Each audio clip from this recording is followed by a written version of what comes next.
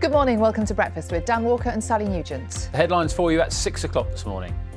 Good morning, it's Monday, it's the 21st of February and a third named storm in less than a week is sweeping across the UK this morning, bringing heavy winds and heavy rain.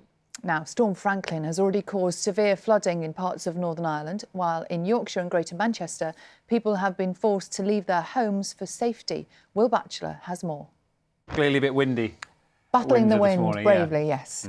Now, the last remaining COVID restrictions in England are set to be lifted, including the legal requirement to self-isolate after testing positive. The Prime Minister will outline the plans a little later today, but critics say the move is premature and driven by political considerations. We are joined now by our Carol. Thanks very much indeed. We will see you then. One of those days, like normal, where you have to pay very close attention to what we especially need Carol today, don't we?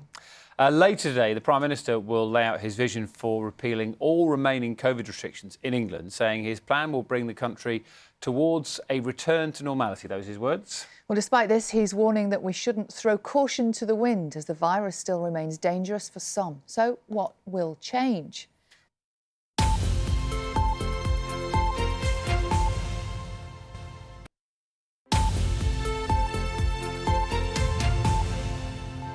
Hello, this is Breakfast with Dan Walker and Sally Nugent. Coming up on the programme for... It is 6:35. The weather has affected lots of things over the last few days, hasn't it? Yeah. Particularly the sport over the weekend, the match between Manchester United and Leeds and Manchester United. The conditions were pretty grim, weren't they, Holly? It was mucky, wasn't it? It doesn't matter when you get goals, though, does it? Exactly. And, there were plenty. Mucky was the weather, but, you know, the crowds... We forget about this rivalry sometimes, Manchester United and Leeds United. Well, it's been a while. It's been a while. The last time fans were at Elland Road, 2003, Manchester United fans. Yeah. When you think about that, I mean, it's incredible. And there's a great story on Twitter yesterday. The train driver who pulled up in Leeds with all the United fans said to them...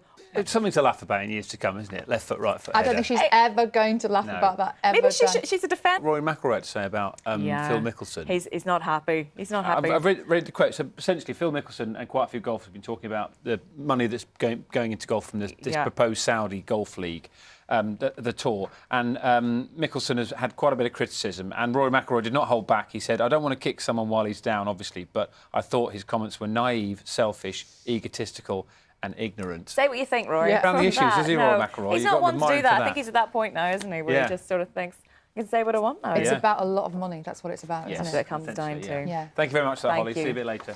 Now, more on one of our main stories this morning. The Queen is experiencing mild cold-like symptoms after testing positive for COVID. Royal journalist Victor... It's one of those days, as we said today, time to pay very close attention to what Carol is saying. Because, Carol, we've got another storm in the space of just a few days, haven't we? What is Franklin bringing the UK? Bring us up to date on what is happening there. I mean, what sort of situation are you facing? Yeah. Obviously, it's a really distressing time for people who do have to perhaps leave their homes or for, when their lives are disrupted in this way. How have people been reacting to the current situation? Hope that, as you say, when people do start getting up, that you're able to take care of everybody. Everyone's able to safely get about if they need to today. Thank you very much. Yeah. And, of course, we will keep you completely up to date with the latest situation. Carol will be giving us updates throughout the morning. That's my normal route into work as well, through Glossop site. Yes. It took me a little bit longer to get here this morning. I was a little bit worried about you this morning. Around the motorways. Was it bad? Well, there's quite a few lorries on the motorways as well. You've seen all the pictures, haven't you, of lorries, some lorries getting toppled over the course of the last few days. So just be careful out Just be careful. Yeah, be very careful. 10 to 2 the whole time. Yeah. It is 10 to 7 exactly now. 30 years ago, Lady Marie Dawson-Malcolm suffered a devastating spinal injury that left her paralysed from the chest down. Despite the mental and physical trauma, she fought to overcome her situation and has since devoted her life to helping others with similar injuries. It is a cause that's being supported by Martin Hibbert, the Manchester Arena bomb victim, whose story we have been following on Breakfast. Graham Satchell reports. And we will be speaking live to Lady Marie along with Martin Hibbert. That's just after 8:30 on the programme this morning. Really looking forward to that. Yeah, lots to fit in for you today. If you're just waking up, we've got the very latest from Carol throughout the morning as well on the latest storm, which is Storm Franklin, which is affecting quite a few people right across the UK this morning. Yeah, let's go now to get the news, travel and weather where you are this morning.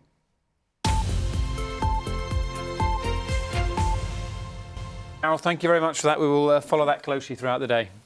Now, as we have been reporting this morning, the Prime Minister Boris Johnson is expected to announce an end to the remaining COVID restrictions in England. But what will it mean for employers and employees? Well, Sarah's at a workplace in the East Midlands this morning and is trying to find out for us. Good morning, Sarah. Thank you very much indeed. Lovely breakfast going on there, thinking that gorgeous office. See those little smoothie thingies as well. Yeah, they were posh, weren't they? Now, here's a weird one for you, talking about jobs. Imagine if you found out that your job wasn't actually real. That's what happened to more than 50 people who were hired to work for a design agency that turned out to be fake. Yeah, through an online web of phony profiles, stolen work and lies, the group was led to believe they were joining a successful business. Catherine Nye has been investigating this one. Simon, lovely to speak to you on the programme. Give us an idea of what sort of travel restrictions you had to go through. What was it like to be on that first flight? Koala on this programme, so we're delighted to see that you've got a cuddly koala. That's the most exciting thing we've seen so far today. It's great. But, I mean, this could be a problem, couldn't it? Because actually their head, a storm was coming. Yeah, see that in the distance, couldn't you? Yeah. I hope that's perked you up this morning. Time now for the news of travel and the weather wherever you are. Hopefully this will put a smile on a lot of people's faces. Congratulations. So pick up the story, Jana, from the request for a generator. What happened? Having had a brilliant weekend, can I ask you about what your parents and close family were like? Were there some particularly stressed people in that sort of the inner circle? Yeah. That very well-known holiday destination, Spain, Portugal. Let's go there. They've had a big weekend. You know what I mean? You can forgive them for forgetting some of the details. Completely. Quite a few people have had a weekend affected by the weather, haven't they? Yeah. You know, whatever. I know that they've come out the other side of it and have got big smiles on their face this morning, but there have been all sorts of disruption. Yeah, it's been a really, really tricky few days. Carol is with us now and can tell us what we can expect for the next few days. Morning, Carol.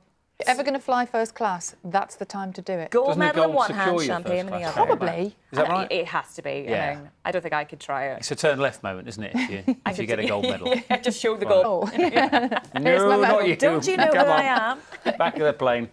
Thank you very much. We're going to continue talking about the Winter Olympics now, aren't we, actually? We are, because it's been 2 weeks of non-stop sporting action, but the Winter Olympics, of course, in Beijing, as Holly was just saying, have now come to a close. As we have been hearing as well, Team GB, the games, mixed results, I think it's fair to say, falling short of the medal target, but ending on a high, as we were just talking about, with the success in the curling.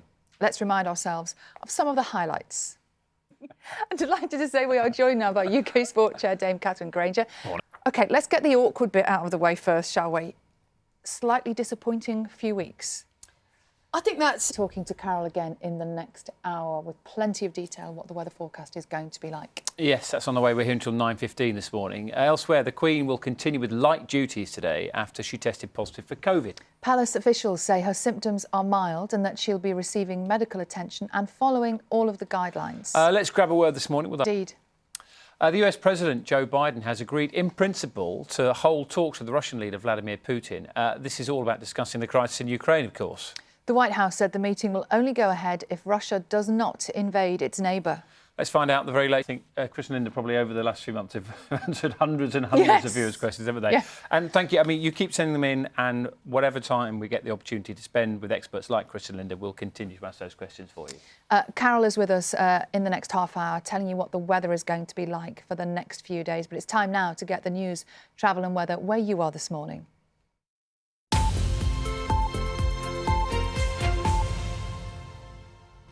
What an inspiration. Well, Lady Marie joins us live from South London, and delighted to say Martin Hibbert is with us in the studio on the sofa as well. Thank you very much to be with us, Martin. Lady Marie, it's come to you first of all. It's wonderful to hear your story and how you positively look at what you can do. I just wonder, when you look back now, what was the hardest part for you of overcoming that injury? Was it physical, mental, or a mixture of both?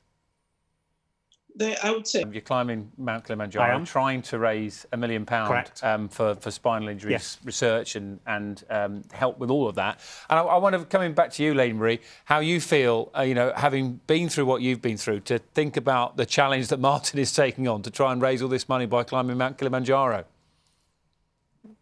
Trauma, haven't you? Your family has been through a big trauma. How, for people watching this who look at you and think, you're going to do this incredible thing, you've been ill again and again and again, how do you keep more people with spinal cord injuries. I get the feeling with that sort of drive and passion, you'll do whatever it You're takes. gonna be fine. Very much. Thank you. Thanks for having me again. Martin. Thank And you. Lady Marie, lovely to speak to you on the programme as well. Thank you very much for sharing your story with us too. And we'll continue to follow Thank your you. Definitely. Thank you. Take climb care. up Mount Kilimanjaro. Thank you. Nice to see you both. Thank you very much for being with us. It is 8:49. The weather has been really, really difficult for lots of people over the last few days, hasn't it? Carol is here now with the... Now, we've got the remarkable story for you today of 3 friends who set up on an epic journey rowing across the Atlantic Ocean on Christmas Day.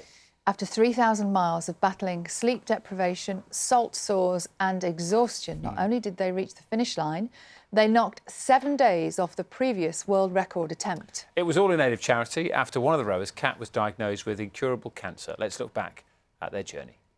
You don't feel the waves looked choppy as choppy as you remember it? Never quite does, like, the camera never... I think before you started and on the journey and at the end as well. Looking back now, was it much harder than you thought it would be? How do you sort of assess it now? I should answer that now, actually. Yeah. Like, I've really struggled coming back to reality, and I think because for me, and for all of us, like, your row is such a long campaign, isn't it? So we've spent 2 years. The idea was actually 3 years ago, and I always felt like it was the thing that kind of got me through treatment. And then you sort of come to the end, and I panic because I'm like, if it comes back, what's going to get me through? And actually, I think I realised probably on the plane on the way home that actually it's friends and family and my medical team that get you through. That was a big piece of it. But then it's... I had it out of my system. And You've got to let it go eventually. I know. It'll get out eventually. So, yeah. But I think that's totally understandable, isn't it? To have that release once you put your entire mind and your body on the line for such a long time, and for a great cause and a great friend as well. Yeah. And then when you feel you've actually done that, Yeah. Something has to explode, I doesn't know. it? I mean, we're being followed around. It wasn't a Jaws type situation. So. No, there And wasn't. who was it who said that they wanted to stay in Antigua? Which one of you I was think it? both. I do. Like, I missed family and friends 100%, but I think it's that it signifies that it's over, Yeah. and I just didn't want... I wasn't ready for that. And there is still other crews out there, and that's one thing. Drinking pina coladas in Antigua, and I was... Marvellous. We're going to Being stay all chatting banana. to you, by the way. We've got to do this weird thing where we have to tell the do time, it? and then the news channel disappear Yeah, onto the news yeah. channel, and we Just continue explain. on BBC One. Oh, okay. So we have to say it's 8:59. So see you in a moment, news channel, There you go. and off they go, and we can continue chatting to you. And now, remind me, the name of your boat. What was it called? Dolly Parton. Dolly Parton. Okay. And for what inspired you to call your boat Dolly Parton? Oh, it's not... So... We've got a little treat for you this morning. Oh my gosh, don't. Do you know, please don't joke, because we really would love it if... Okay, well, let's wait have a and look. see. Have a look at one of these screens, because here's a message for you. Oh, wow. I mean... No. I'm naming everything Dolly Parton from now on. She's amazing, though, isn't she? She's a wonderful woman. she's a wonderful- like, incredible. Is at times, I know you said you loved it, but at times when it was really grim, you said it was really grim. Yeah. You were really brutally honest about how horrific it Maybe was. too much. Martin, right now. Trademark. Thank you so much, and congratulations on Thank such you. a It's Thanks brilliant for to having see you all back safe. Thank Yeah. you. Because we Thanks for followed having us. you all the way, and I know at Yeah. times it was tricky, so well done. Thank you so much. Thank you. Let's have a last brief look at the headlines wherever you are this morning.